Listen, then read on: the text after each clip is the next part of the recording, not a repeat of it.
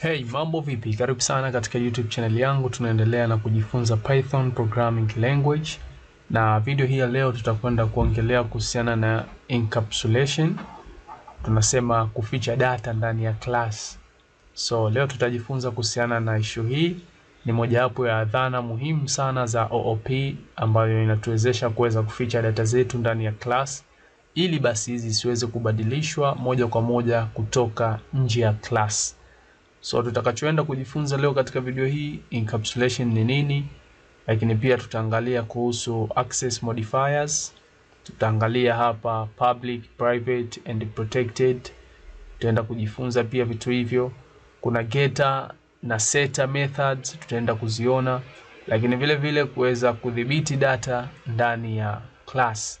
So encapsulation ni nini? Encapsulation ni mbinu inayotumika kuweza kuficha data muhimu ndani ya klasi na kuweza kuruhusu basi kufikia data hizo kwa njia salama kupitia methods maalum ambazo ndio hizo getter na setter. Tutaenda kuziona tunavyoweza kuzitumia. So hii inasaidia sana kuweza kulinda data isiweze kuharibiwa bila ya ruhusa. Hiyo ndio encapsulation kwa ufupi. So tukiangalia kwa upande wa access modifiers, tunasema ulinzi wa data. Tutakwenda kuandika kodi hapa. So angalia video hii mwanzo hadi mwisho just na kuelezea tu baadhi ya hizi concept kabla ya kuingia katika code. So katika Python tunaweza kudhibiti jinsi data inavyoweza kufikiwa, lakini pia kuweza kutumiwa na modifiers zifuatazo ambazo nitakutajia hapa ndizo ambazo huwa tunazitumia katika kufanya hivyo. Ya kwanza ni public. Kama ilivyo jina lake tunafahamu public, kitu tayari kila mtu ana uwezo wa kukipata na kukifikia. So data inaweza ikafikiwa popote pale. Lakini ya pili, access modifiers ambayo tutakwenda kuona pia ni protected, ambapo hii sasa data inapaswa kuweza kufikiwa ndani ya klasi husika ama subclass ya klasi hiyo. Tutaenda kuona subclasses zinakuwa vipi. Lakini private, kama ilivyo jina lake private, data haiwezi kufikiwa moja kwa moja kutoka nje ya class. Ni lazima tuweze kupitia katika method hizi za getter na setter ili tuweze kuaccess hiyo data. So uandishi wa hii access modifier variable, attribute ama data, tunakuwa katika lile jina hatuna underscore yoyote. Hiyo ndio inakuwa ni public. Ukiona hivyo tu basi hiyo ni public. Lakini protected kuna kuwepo na underscore moja. Tutaenda kuona hapa tutakapoandika mbele ya jina. Okay? Yani kabla ya kuweza kuanza jina inaanza underscore moja. Hiyo ikimaanisha kuwa hiyo ni protected access modifier ya imeweza kutumika katika data hiyo. Lakini private inakuwa na underscore mbili. Inaanza underscore mbili alafu inafuatia hilo jina la hiyo attribute yako ama tunasema data yako. So mfano wa public variables tuweze kuoneshana hapa, very simple. Wacha niweze kufuta mimi klasi yetu hii na tutengeneze klasi nyingine hapa ya mwanafunzi haraka. Then to define function yetu ya initializer kama kawaida. Okay, then humu tupitishe self dot hapa katika parameters zetu, wacha tupitishe jina, koma, umri. Okay. Then tufunge mabano yetu, colon. So self dot jina ni sawasawa. Tunaanza na mfano wa kutumia access modifier ya public, yani tunatengeneza public variable hapa, na tumesema public variable inakuwa haina underscore yoyote katika ile jina la variable. So self dot jina sawasawa na jina, lakini pia self dot umri sawasawa na umri. Okay, sorry, ilitakiwa shuke chini kama hivi. Then wacha tutengeneze object yetu simple tu hapa. Mwanafunzi M1 ni sawasawa na mwanafunzi. Okay, tupitishe value zetu ama argument zetu. Amina 21 oh sorry Amina 21. Then wacha tu print out print. Kumbuka hii object na print function tunaweka nje ya klasi zetu hapa. So m1 dot jina, lakini pia typing error, lakini pia print tuweke m1 dot to access sasa umri hapa. Okay, so tumeweza kuaccess jina na umri nje ya klasi yetu ya mwanafunzi, ambapo object hii ya m1 ndio ambayo tunakwenda kuaccess jina na umri wa object hii ama mwanafunzi huyu. So hapa kinachokwenda kufanyika ni moja kwa moja itatutolea output kama hivi ambavyo inaonekana, Amina 21. Kutokana na hizi print function mbili tumepata output hii Amina and 21 umri wake. So hapa kikubwa cha kuweza kujifunza ni hiyo public variable. Hizi ndio public variable tunazoziongelea, kwa sababu tayari una uwezo wa kuziaccess popote pale katika hiyo programu yako bila shida yoyote, haijalishi. Sasa hiyo ni simple tu, na ndio ambao tulikuwa tunaitumia huko nyuma katika video zilizopita tulipokuwa tunajifunza vitu tofauti tofauti katika hii OOP. Sasa tuangalie private variable, utofauti wake uko wapi? So hii kwanza, kitu cha mwanzo cha kuzingatia, unaandika jina la variable yako kwa kuweka _2.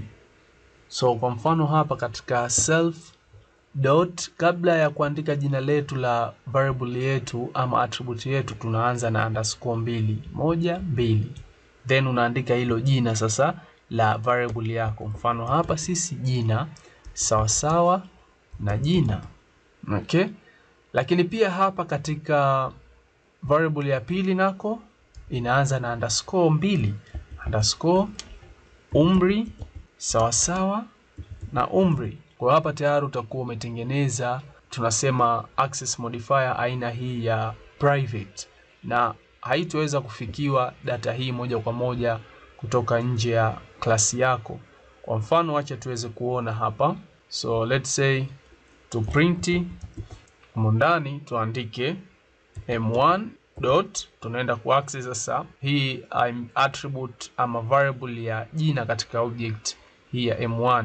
So tukiandika hapa _2, tukaandika mfano jina, tuliona kule katika public access modifier ama public variable tunapata zile data moja kwa moja, tuna uwezo wa kuziaccess zile value. Sasa hapo ukiangalia tayari tumeweka hii, tukisema to run tutaweza kupata error.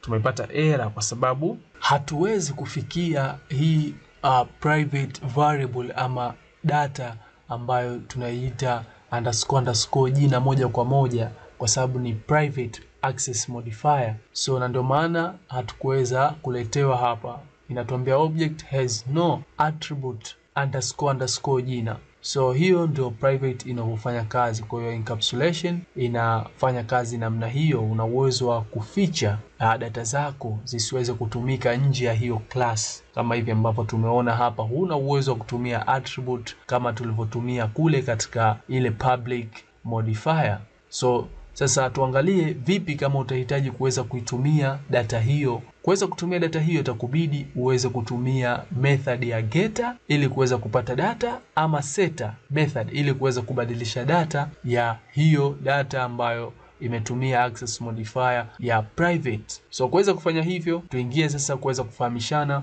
getter na setter method, jinsi ambavyo zinatumika kwa ajili ya kuweza kuaccess hizo private variable katika klasi zako. So moja kwa moja wacha tuweze kutengeneza simple example hapa ili tuweze kufahamishana, na nitaandika kwanza halafu nitakufahamisha na kuona vile ambavyo getter na setter zinavyoweza kufanya kazi. So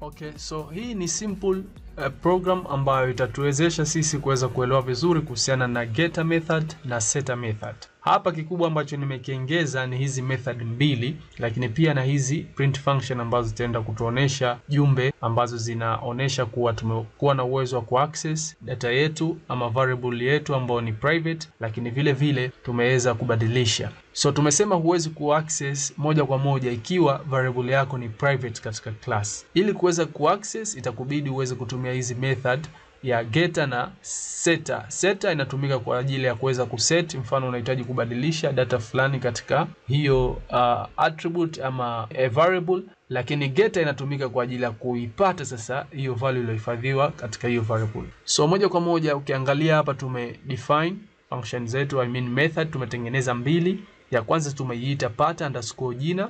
So hii ni tunasema getter method. Lakini hii ya pili ni setter method, tumeiita weka_jina. Kwa tutatumia method hii kuweza kupata attribute ambayo inapatikana katika klasi yetu ambayo ni private. Tutatumia method hii ya setter kwa ajili ya kuweza kubadilisha ile value iliyomo katika hiyo variable ambayo ni private katika klasi yetu. Hutaweza kuipata moja kwa moja hiyo attribute kama tulivyoona katika mfano uliopita. So wacha tuweze kuona hapa tukirun programu hii, je, ni kweli inawezekana? Na ukiangalia ni kweli inawezekana. Ukiangalia sasa hivi tumeweza kuipata Amina ambayo ni print function hii hapa, tumetumia m1.pata_jina. Kumbuka hatuja access moja kwa moja hii attribute yetu ama method yetu, variable yetu ya jina_jina. No, tumeipata kwa kupitia hii method ya getter pata_jina. Method hii ndio ambayo imetuwezesha sisi kuweza kuipata sasa hii hapa variable yetu ya _jina, kwa sababu method hii unaona ina return self._jina ambayo ni hii huku. Kwa ili kuweza kufanya nayo kazi private variable yako utatumia hizo getter na setter. Lakini hii ya pili imetoka Fatma kwa sababu tayari tuliweza kubadilisha hapa kwa kutumia method hii ya setter. Kwa hiyo tumeweza kuiita ile private variable yetu na tukaweza kuipa sasa na hiki kitu kipi ambacho kinakuja ambacho ni hii hapa Fatma. Tumeipitisha hapa as argument, huku imekuja kupokelewa na parameter hii ya jina _jipya na ndio ambayo tukaiweka hapa. Kwa hiyo hapa tumeweza kuchange hili jina. So very simple kama hivyo, just ni kuweza kufahamu tu getter na setter method zinavyoweza kufanya kazi. Hazina mambo mingi, just wa kuweka tu mistari hii miwili hapa tumeweza kutengeneza getter method na setter method na kuwa na uwezo wa kuaccess sasa zile attribute ambazo zinapatikana katika object yetu ambazo zipo katika private access modifier. Hatutoweza kuzi access moja kwa moja kama hivi ambavyo tumeona, lazima upitie kwanza katika hizi method za getter na setter. So sina la ziada leo katika video hii. Jaribu kufanya mazoezi huko, kama kuna sehemu haujaelewa kwa hiki ambacho tumejifunza leo, unaweza kuniambia katika sehemu ya comment ili tukaja kuelezana vizuri kuhusiana na hicho kipengele ambacho hujakielewa. Asante sana, tukutane katika video ijayo.